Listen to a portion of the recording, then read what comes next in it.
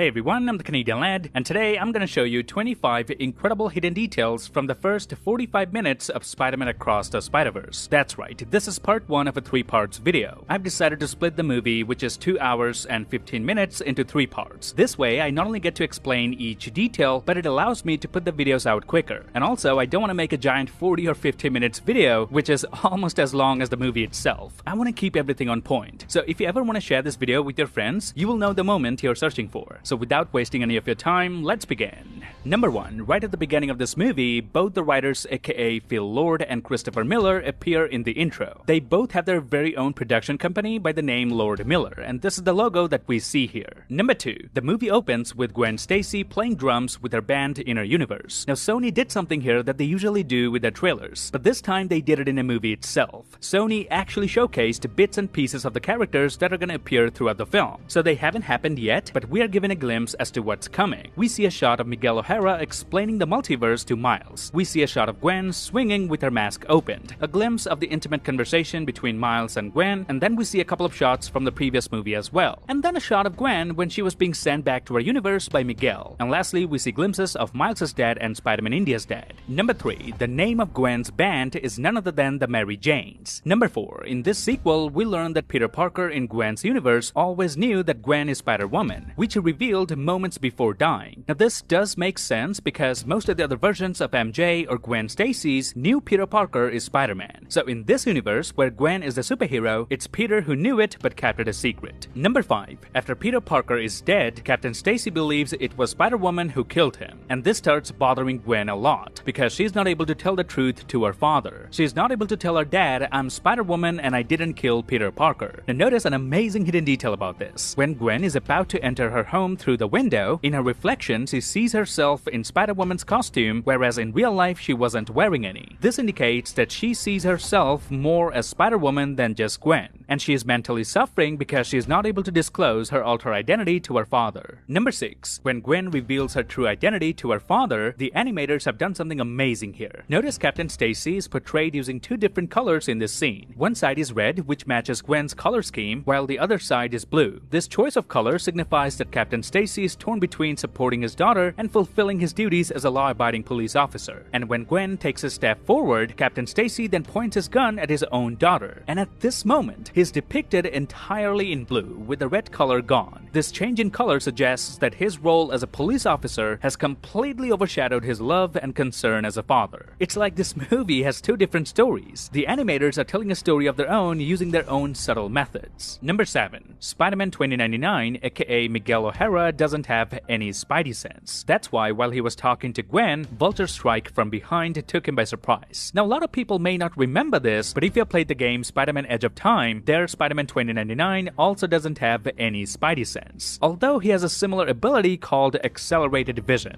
Thanks to Cole for actually reminding me of this detail. Shoutouts to Cole. Number 8. In this movie, we now get an editor's note literally in the middle of a scene, just like it happens in the comics. For example, when Miguel is fighting the Vulture, Miguel says that Vulture has hammer space, and there we immediately get an editor's note explaining what the hammer space is. It says an infinite extra-dimensional storage area for cartoon hammers and the like. We get another editor's note when Spider-Punk says he doesn't have a Scooby-Doo about something, where the note translates it that Spider-Punk has no clue. Now as comic readers, we all know editor's notes pop up frequently on comic pages to explain something that's happening, often to point you in the right direction of another issue. Number 9. When the Renaissance Vulture smashes his head on a broken pillar, the action word "Notte Notte" appears on screen instead of "pow" or "blam." Now, notte means night in Italian, which makes sense because the Renaissance movement began in Italy in the 14th century, where this version of Vulture came from. Number 10. In the very first action sequence of this movie, Vulture destroys a balloon dog made by the famous artist Jeff Koons, which is why Sony ended up thanking Koons in the credits. Number 11. The very first time we see Miles in this movie is in this shot, but notice this giant billboard here. It says Black Lives Matter, and then there's a moment where we see a mosque as well. I love these tiny details that represent diversity diversity in a movie like this. Number 12. The first time we see the character the Spot, Miles actually tries to web him. But because Spot is a multidimensional being and has portals all over his body, so when Miles shoots his web, Spot uses the portal on his face and turns Miles' web against him. This happens once more when Miles tries to throw a punch, only to inadvertently strike himself instead. And this is directly taken from the comics, where Spider-Man throws a punch at the Spot, but the punch rebounds and hits Spider-Man himself.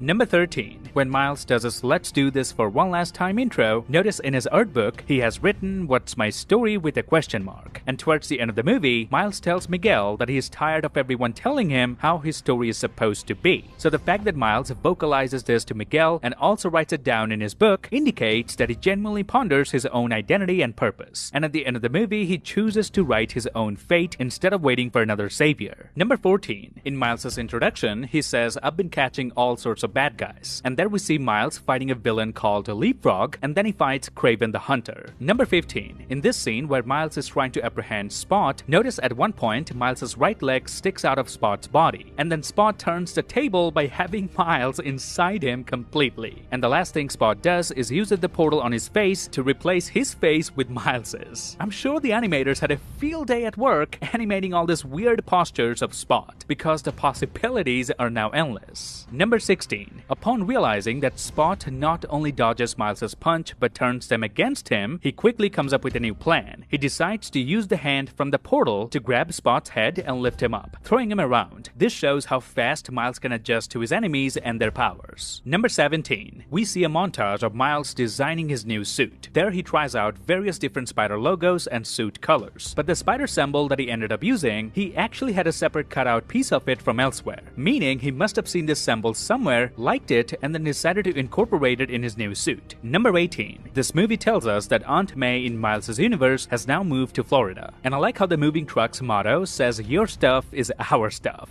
Number 19. Miles tells us that he has done a few endorsements as well to earn some money, one of which is a baby powder. And the billboard says, "With great powder comes great responsibility." But then this baby powder turns out to be a bad product, and Miles had to make an apology video for it. But notice this YouTube video has 69 million dislikes, and the only comment that we can read here says, "I heard it was made from actual babies though." Number 20. Miles draws a lot of paintings of the people that he loves, where Gwen of course is the main focus. But notice Miles also draws quite a lot of paintings of his uncle Aaron. One of them even says "Rest in power" instead of "Rest in peace," indicating Miles still sees his uncle as a superhero. Number 21. When Miles enters his dorm room, there we meet his roommate Genki Lee. Now notice Genki is literally playing Marvel's PS5 Spider-Man 2. And what's interesting is that this footage from the game is still unreleased. So the animators really pulled no punches in fan service, eh? Number 22. In the parents' meeting at school, Miles admits that he missed 6 classes. But then his teacher says, and I quote, "We can still salvage this." Hearing this, Miles' father says, "I'm sorry, salvage?" Now Miles' father, aka Jefferson, is a police officer, and salvage in their line of work means apprehending and executing a suspected criminal without trial. This detail is significant because it highlights Jefferson's awareness even in a casual parents' meeting. He's the only one who raises concerns about the teacher's choice of words here. Number 23. In the LEGO universe, inside the Daily Bugle office, notice someone is reading a newspaper, and the name of the newspaper is the LEGO News, and this laptop's brand just says LEGO. Also notice in the background, a Daily Bugle headline says Doc Ock still at large, meaning this universe is an exact copy of Tobey's universe but in Legos, where Peter Parker works for the Daily Bugle under J. Jonah Jameson and Doc Ock is the main villain. Number 24. When Spot explains his origin story, he tells us that the spider that bit Miles Morales came from another universe, precisely Earth 42, and Spot even demonstrates how the spider was taken from its universe. But notice here we see that the spider was about to bite the alternate Miles, who has a braided hairstyle. This is the same alternate Miles that we see at the end of the film, who has now become the Prowler. Number 25. When Spot visits Venom's universe, aka Earth 688, there he steals a pack of gum from Mrs. Chan's store. And notice the name of the mint. It says Venomint. Number 26. And this is not really a visual detail, but something that I loved about this movie. So remember how Miles called out Spot for calling it the ATM machine? Miles pointed out that the M stands for machine already. But when Miles met Spider-Man India and called it a chai tea or naan bread, Spider-Man India called him out for making a similar mistake, because chai already means tea and non already means bread. This goes to show that while Miles may be intelligent within his own universe, but once he ventures into the vast multiverse, he encounters individuals who are even more knowledgeable than him. It serves as a reminder that there will always be people smarter than you when exploring beyond the Spider-Verse. And that's it for part 1. This video only covers the first 45 minutes of the movie. Part 2 will cover the next 45, and then with part 3, I'm gonna give you the best video on this channel so far. In the meantime, if there's a hidden detail or an Easter egg you'd like me to know, please comment down below. I read all of your comments. Now if you like this video, then please give me a thumbs up, grab the subscribe button, and turn notifications on. Follow me on Instagram and Twitter to get updates about my videos. Till then, I'll see you lads in the next one.